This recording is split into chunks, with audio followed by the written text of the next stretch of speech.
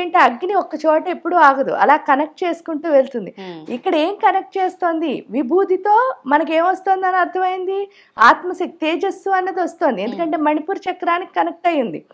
రెండోది ఏంటి అంటే అక్కడికి వచ్చేసరికి ఆ అగ్ని కనెక్ట్ చేస్తోంది కదా, దేంతో కనెక్ట్ చేస్తుంది అంటే ప్రకృతితో.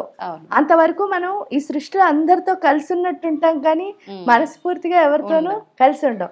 ఆ హోమం చేయగా చేయగా చేయగా అందరితో మనకేమవుతుంది, ప్రేమ. ఎందుకంటే లోపలున్న ఆత్మ శివయ్య అయితే నేను చూస్తున్న ప్రతిదీ కూడా అమ్మేను, ప్రకృతి నాకు తల్లి స్వరూపం. అది ఎప్పుడు అర్థమైందో ఒంటరి అన్నది పోయింది. ఒంటరి అన్నది పోతే అప్పుడు అర్థమయ్యేది ఏంటంటే స్లోగా హోమం చేయగా చేయగా చేయగా చేయగా అప్పుడు అర్థమయ్యేది ఏంటంటే దేవుణ్ణి రెండు రకాలుగా చెప్తున్నారు. ఒకటి సాకారం అని, రెండు నిరాకారం అని. అంటే ఆకారం ఉందని చెప్పి ఇలా మనం విగ్రహాల రూపంలో కొలుస్తున్నాం. ఒక్కొక్కళ్ళు ఏమంటున్నారు, అసలు ఆకారమే లేదంటే అది ఒక శక్తి అండి అంటున్నారు. ఏది నిజం? ఎందుకంటే వాళ్ళందరూ గొప్పవాళ్ళు, వాళ్ళకి అర్థమైంది, కానీ మనలాంటి చిన్నపిల్లలకి ఏం అర్థం అవ్వదు కదా. ఇక్కడికి వచ్చేసరికి అందుకే మన ఋషులు మునులు ఏం చేశారు, ఈ హోమాలను పెట్టి మనలాంటి చిన్నపిల్లలకి అర్థమయ్యేటట్టు చేశారు. ఎలాగా అనంటే ఇప్పుడు ఒక గ్లాసులో నీళ్లు పోసాం, నీటి యొక్క ఆకారం ఏమిటి అని ప్రశ్నించుకుంటే ఏమవుతుంది, గ్లాస్ ఆకారాన్ని నీటి ఆకారం కింద చెప్తున్నాం.